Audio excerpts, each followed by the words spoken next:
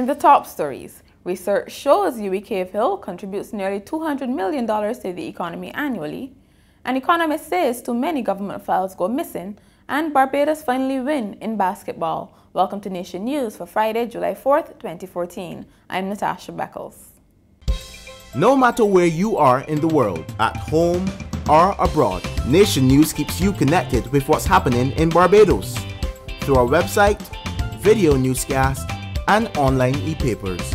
So stay connected with Nation News, your time, your way. A new study shows that Barbados benefits from nearly $200 million in overall economic activity and $80 million in foreign exchange earnings yearly through the University of the West Indies Cave Hill campus. This was revealed today by university lecturers Dr. Winston Moore, Dr. Dion Greenidge, and Dr. Wilburn Prasad.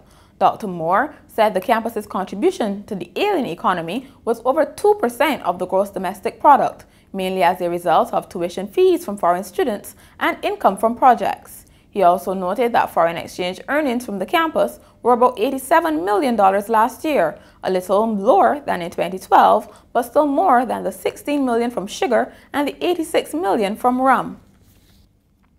An Eden Lodge St. Michael woman received a scare today when a large ackee tree fell on the housing unit in which she resides. Carol Hood said she was unsure who had moved the tree since the owners of the land on which it stood were overseas and calls to various agencies had not yet proved fruitful. Ms. Hood says she also was unsure how much damage had been done, but the back gate had been damaged. Too many important government files are going missing, and the Frondell Stewart administration has been advised to do more to protect state data. The concern comes from government's economic advisor Sir Frank Aline, who also chairs the Financial Services Commission, which regulates pension funds, credit unions, mutual funds, and insurance companies. Speaking during the recent Democratic Labour Party lunchtime lecture, he said improving the security of information was critical in reducing the cost of doing business in Barbados. Sir Frank said information and communications technology had improved storage methods and investments had to be made in this area. Former Barbadian diplomat Selwyn Hart is now the top climate change advisor to United Nations Secretary General Ban Ki-moon. Until recently, he was the Caribbean Development Bank's climate finance advisor. Mr. Hart's appointment as director of the Secretary General's climate change support team means he is now the highest placed Barbadian in the world body.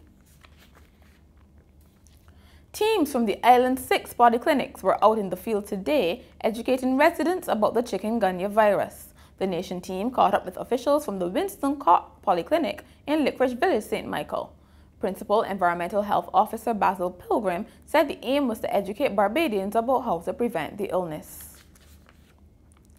The James Street Spikestown Circuit of the Methodist Church donated $3,000 to each of 3 charities today. Reverend Ezra Barker said the money donated to the Albert Cecil Graham Center, the Challenger Creative Arts and Training Center, and Special Olympics Barbados was raised from their annual Afternoon at Elara Court event. This is the 3rd year donations have been made to these institutions. Veteran educator Matthew Farley, who over the years gained a reputation as a disciplinarian, today urged teachers to do their best to make sure that their standards were not compromised.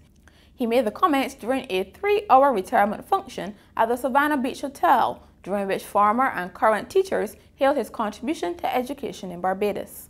Mr. Farley, who has spent 41 years teaching, is retiring as principal of the Graydon Seeley Secondary School. The reception was in honor of Mr. Farley, Deputy Principal David Christie, and teacher Jen Silborn, who are all retiring. The Alma Paris Memorial Secondary School's summer reading program got a boost earlier this week.